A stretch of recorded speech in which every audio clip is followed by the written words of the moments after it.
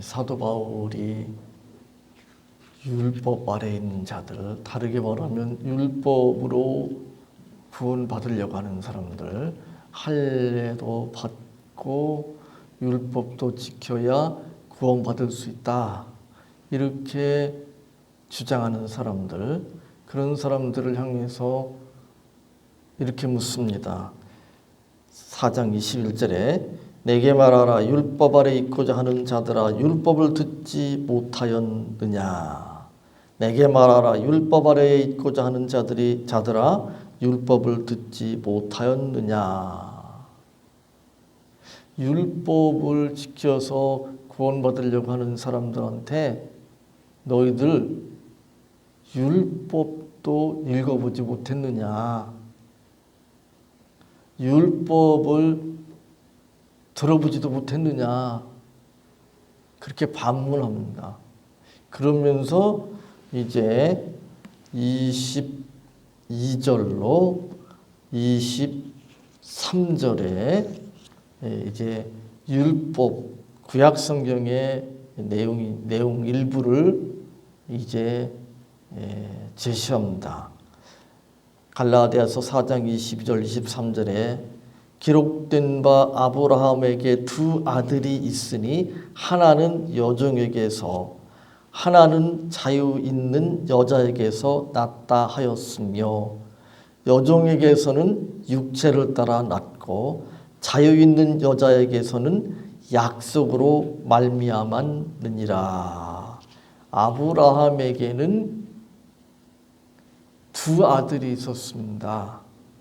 두 아들이 있었는데 한 아들의 이름은 이스마엘이고 한 아들의 이름은 이삭이죠. 그런데 이삭은 하나님께서 약속하신 아들이고 상속자로서 하나님께서 인정하셨지만, 그러나 계집종인 하갈을 통해서 난 이스마엘은 하나님께서 약속하신 약속을 따라서 난 아들이 아니고 사라와 아브라함이 인간적인 수단과 방법을 통해서, 오늘 본문에 보면 어떤 표현을 쓰고 있는가 하면 육체를 따라, 그런 표현을 쓰고 있습니다. 육체를 따라 인간적인 수단과 방법을 동원해서, 세상적인 방법과 수단을 동원해서 낳은 아들 이스마엘은 아브라함의 상속자가 될 수 없다, 그렇게 말씀하고 있습니다. 우리나라도 예전에 그랬습니다. 본 부인에게서 난 아들만이 상속자가 될 수 있었습니다. 이스라엘도 마찬가지였습니다. 결혼한 본 부인에게서 난 아들이어야 그 사람의 상속자가 될 수 있었습니다.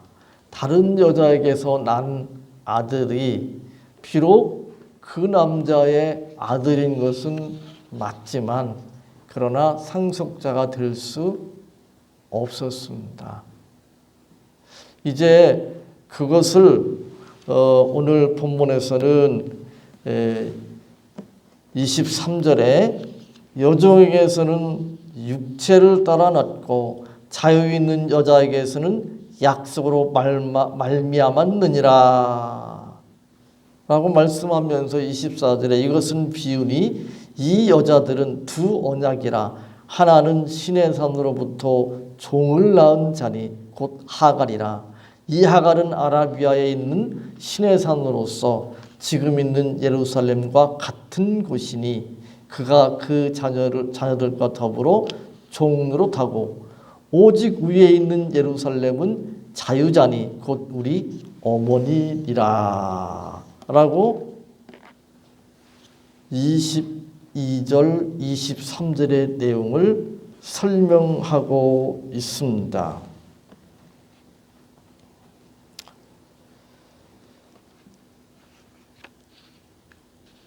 이 아브라함이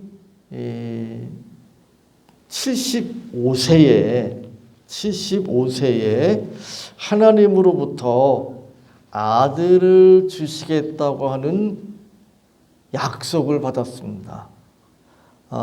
창세기 12장에 이제 기록되어 있습니다. 75세에 하나님께서 아브람에게, 그때는 아브람이었죠. 아브람에게 나타나셔서 아들을 주시겠다고 말씀하셨습니다.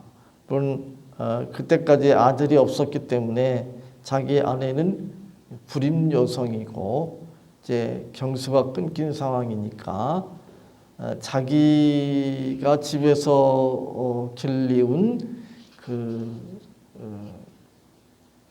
종을 자녀가 없으니까 상속자로 삼으려고 했는데 하나님께서 아들을 주시겠다고 약속하셨습니다. 그런데 10년을 기다려도 아들이 없습니다. 그러니까 아브람도 그 안에 살아도 10년 동안을 기다린 거죠. 10년 기다렸으면 많이 기다린 거잖아요. 이제 나이도 더 많아서 더 늙고 자기 아내도 물론 같이 더 늙었습니다. 이제 기다리다 더 이상 기다릴 수가 없었습니다. 인내의 한계라고 말할 수 있을 것입니다. 그래서 인간적인 수단과 방법을 생각해냈습니다. 그래서 이 사라의 몸종인 하갈을 아브람에게 들여보내서 이제 아들을 낳으려고 계획을 세웠습니다. 아브람이 사라의 말을 그대로 받아들여서 하갈과 이제 동침을 하고 이제 하갈이 임신을 해서 아들을 낳았습니다. 그 아들 이름이 이스마엘입니다. 그때 나이가 86세였습니다. 창세기 16장에 이 사실을 기록하고 있습니다. 인간적인 뜻과 계획에 의해서, 인간적인 수단과 방법에 의해서 아브람은 드디어 아들을 가지게 되었습니다. 아브람으로서는 그 이스라엘을 낳고 이제 나에게도 상속자가 생겼다. 그러면서 기뻐했을 것입니다. 그리고 그것으로 하나님께서 자기에게 약속하신 아들이 이제 아들을 주시겠다고 그랬는데 이제 이스마엘이 그런 하나님께서 약속하신 아들이라고 여기고 그것으로 만족했을 것입니다. 그러나 하나님은 인정하지 않으셨습니다. 하나님은 기뻐하지 않으셨습니다. 인간적인 수단과 방법에 의해서 이룬 일들, 그것이 아무리 사람들로서는 기뻐할 수 있고 또 인정하지 않을 수 없고 뭐 대단한 일이라고 하더라도 하나님께서는 기뻐하시지도 않고 인정하시지도 않습니다. 이 사람들은 그것이 그 정당한 것이 아니라고 하더라도 어쩔 수 없이 일이 벌어졌기 때문에 인정하지 않을 수 없다. 이렇게 여기는 경우가 많습니다. 지난번에 정치적인 이야기를 하려고 하는 것은 아니고 이 검찰의 그 권한을 대폭 축소하고 제한하는 그런 법을 국회에서 통과시켰는데 그 통과시키는 그 과정이 좋게 얘기하면 꼼수지만 그건 정상적인 방법이 아닌 그래서 헌법재판소에서도 그것이 정상적이고 정당한 방법이 아닌 불법이라고 하는 것을 헌법재판소에서 최종 판결까지 내렸습니다. 그런데 그럼에도 불구하고 그 법이 국회에서 통과되었고 시행이 되고 있는 상황이기 때문에 어쩔 수 없이 그걸 다시 뒤집으면 혼란스러울 것이기 때문에 그걸 인정하지 않을 수 없다는 식으로 판결을 내려서 그 법이 그대로 효력을 발휘하고 있거든요. 그건 이제 구체적인 한 예인데 그런 일들이 수두룩합니다. 우리 주변에서는 그런 일들이 수두룩합니다. 목사님들 그 노회 이런데 총회 이런 데서 그런 일들이 수두룩합니다. 규칙이나 또는 법을 어기고 어떤 일을 했는데 그걸 뒤집으려고 하면 참 그 여러 가지 문제들이 많이 있을 경우에는 그냥 어쩔 수 없이 그냥 인정하는 그런 일들이 많이 있습니다. 신앙적으로도 그런 일들이 많이 있습니다. 근데 하나님께서는 그런 일에 대해서 인간들처럼 어떻게 저질렀는데 어쩔 수 없이 받아들여야지 이런 식으로 하지 않습니다. 교회를 위한다는 명분을 가지고 또는 하나님의 영광을 위한다는 명분을 가지고 또 외적으로 그럴듯하고 또 대단한 그런 일이라고 할지라도 그래서 사람들은 그걸 인정하지 않을 수 없는 그런 상황일 수도 있지만 그냥 하나님은 그런 걸 인정하지 않습니다. 예를 들면 분명히 잘못된 것인데도 불구하고 대다수의 사람들이 받아들이기 때문에 원하기 때문에 그냥 잘못된 것인데도 불구하고 받아들일 수밖에 없는 그런 일들이 비일비재하잖아요. 그죠? 그건 이제 세상 정치, 세상에서만 그런 것이 아니고 교회 안에서도 마찬가지잖아요.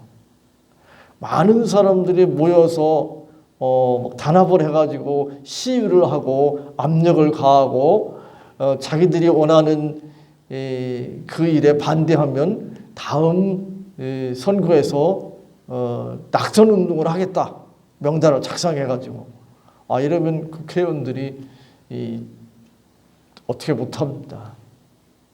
숫자가 많고 세력이 강하면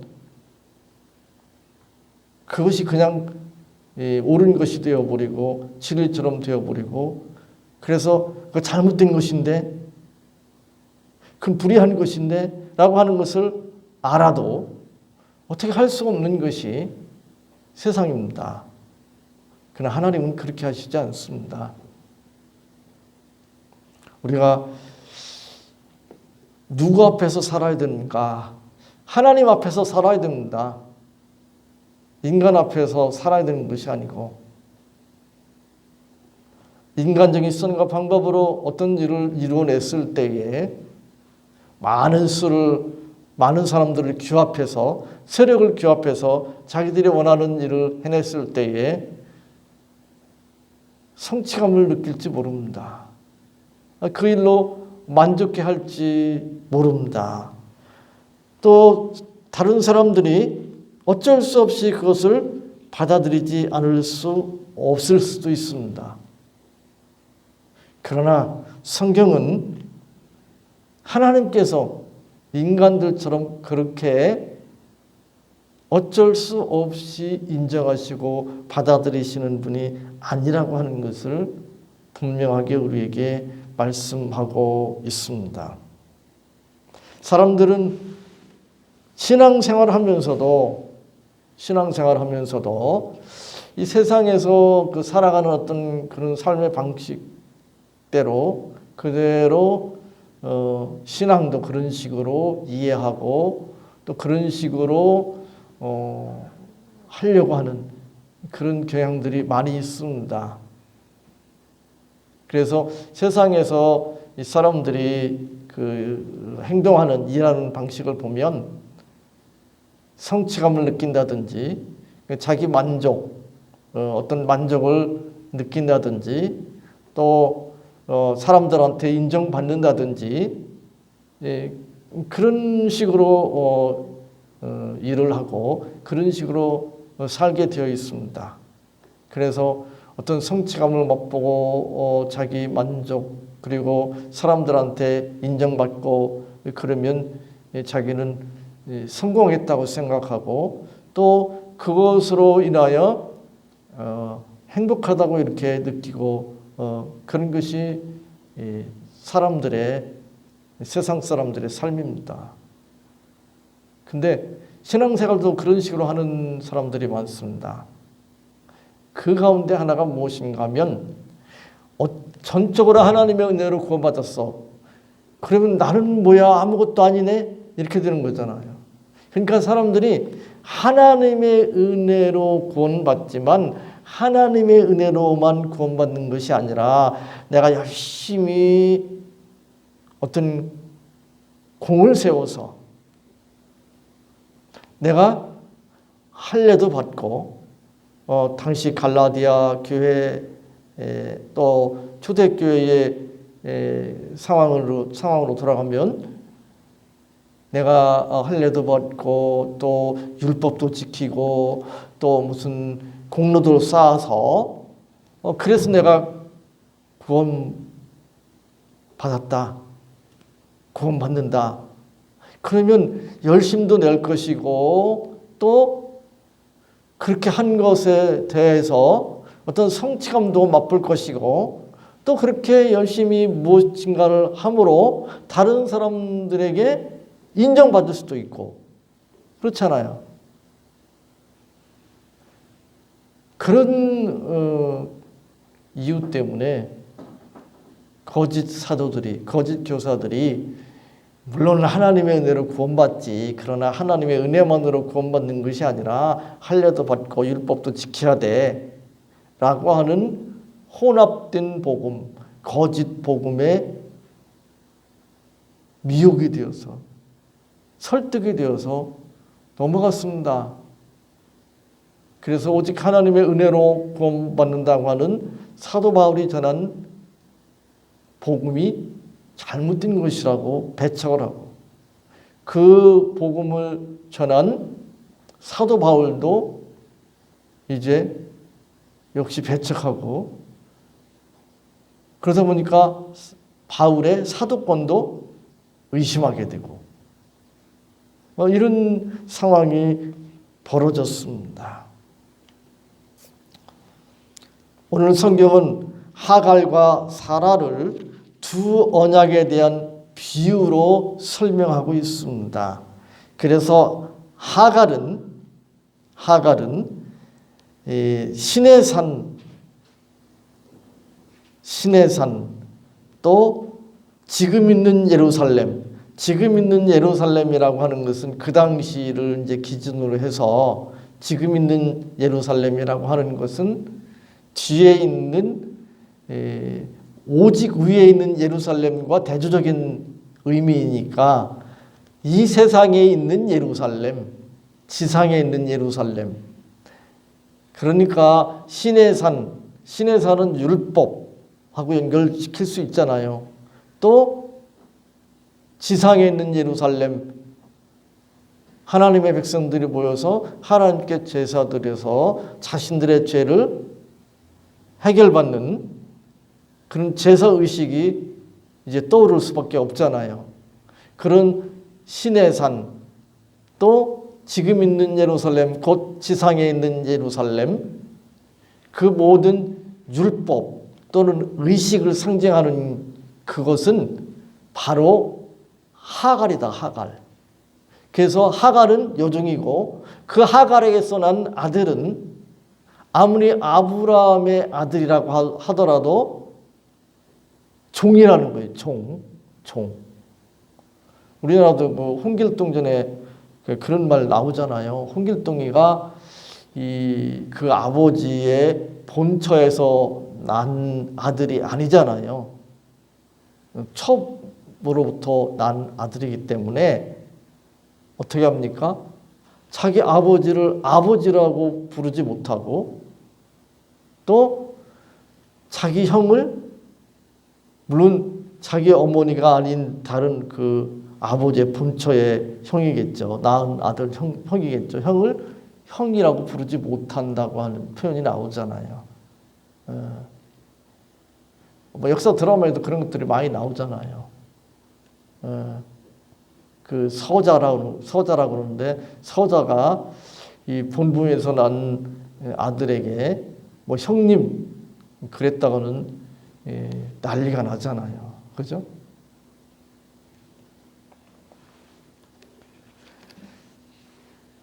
하갈에게서 난 아들은 아무리 아브라함을 통해서 낳았다고 하더라도 여종에게서 난 자녀는 종이기 때문에 종일 수밖에 없다는 거예요. 반면에 이제 사라에게서 난 자녀는 이제 26절에 보면 오직 위에 있는 예루살렘은 자유자니라고 하는 표현을 씁니다. 오직 위에 있는 예루살렘은 자유자니. 오직 위에 있는 예루살렘, 다르게 말하면 하나님의 약속으로라는 말은 다르게 말하면 은혜로, 하늘로부터 태어난 자만이 자유자라고 말씀하고 있습니다. 우리는 하갈, 다르게 말하면 시내산, 또 다르게 말하면 지상에 있는 예루살렘에 속한 자들이 아니라 오직 위에 있는 예루살렘, 다르게 말하면 하늘에 있는 예루살렘에 속한 자들입니다. 그러므로 우리는 종이 아니라 자유자라고 말할 수 있습니다. 그런데 자유자인데 이 자유자가 마치 종인 것처럼 종이 되려고 한다면 누가 봐도 이상하잖아요. 말도 안 되는 거잖아요. 세상에 그런 사람이 어디에 있습니까? 그런 사람 없습니다. 자기가 자유자인데, 상속자인데 종이 되려고 한다? 세상에 그런 사람 없잖아요. 그런데 지금 갈라디아 교회 교인들 중에, 또 우리가 이미 앞에서 살펴본 고린도 교회 교인들 중에, 또 골로새 교회 교인들 중에 그런 교인들이 많았습니다. 거짓 교사들이 교회에 들어와 가지고 혼합된 복음, 거짓된 복음을 전할 때 그 거짓된 복음에 미혹이 되어서, 설득이 되어서 오직 은혜로만 구원받는 것이 아니고 할례도 받아야 되고 율법도 지켜야 구원받을 수 있다, 그런 잘못된 생각을 하고 그 거짓 교사들의 가르침을 받아들였습니다. 그건 마치 자유자임에도 불구하고, 자유자가 되었음에도 불구하고 종이 되겠다고 말하는 어리석은 자와 같습니다. 우리는 자유자입니다. 다르게 말하면 율법의 종, 죄의 종, 세상의 종이 아니라는 사실입니다. 더 이상 자기 성취와 자기 만족, 세상적인 인정과 성공의 종이 될 수가 없습니다. 그래서는 안 된다고 하는 사실입니다. 갈라디아서 5장 1절에 다음에 살펴보겠지만 이렇게 말씀하고 있습니다. 그리스도께서 우리를 자유롭게 하려고 자유를 주셨으니 그러므로 굳건하게 서서 다시는 종의 몽에를 매지 말라. 그리스도께서 우리를 자유롭게 하려고 자유를 주셨으니 그러므로 굳건하게 서서 다시는 종의 몽에를 매지 말라라고 말씀합니다.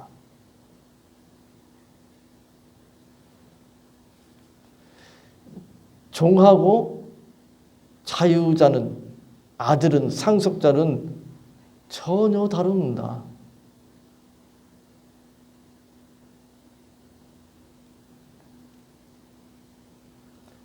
이런 식의 생각을 할 수 있습니다. 남의 그 집에 가서 일하는 거하고 자기 집 일하는 거는 다르잖아요. 그죠?